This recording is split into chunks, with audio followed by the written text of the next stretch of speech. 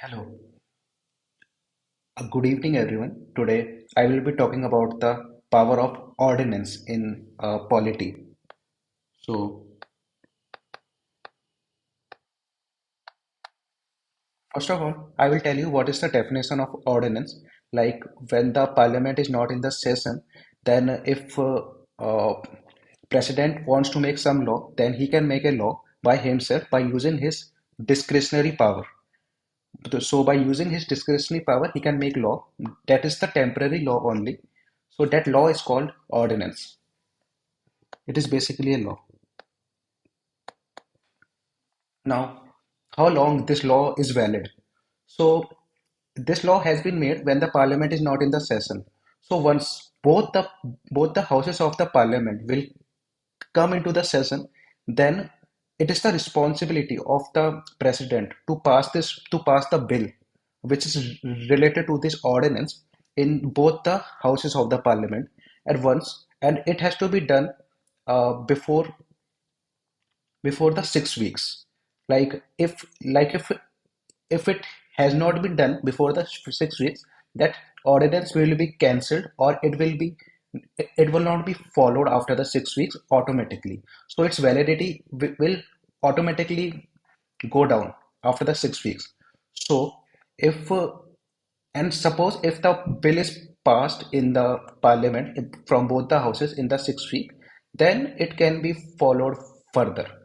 And if the parliament wants to decide that they don't want to continue with this ordinance, then before the 6 week itself, they can say like this law is not valid, and we are not passing it. So this ordinance will automatically go down, or it will not be followed generally.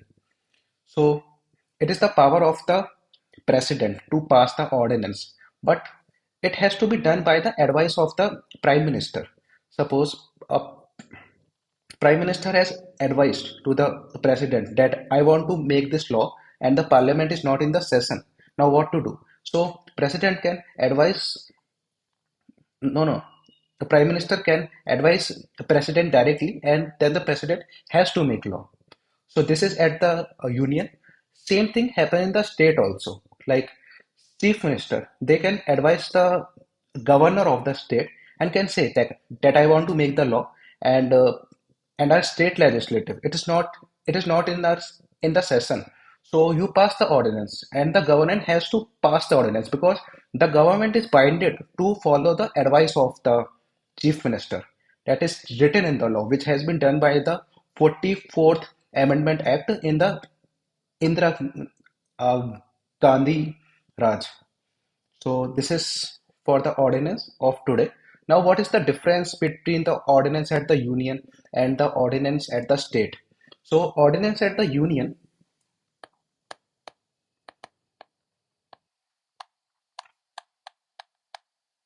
like ordinance at the union can make a law which is valid in the parliament, which is written in the constitution, and which can be done according to the constitution. Like it can make the law on the union list which has been listed in the schedule 7, but it cannot make law of the state list.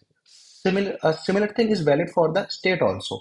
Like ordinance in the state can make the law which is regarding the state list, not the union list. It cannot make the union law.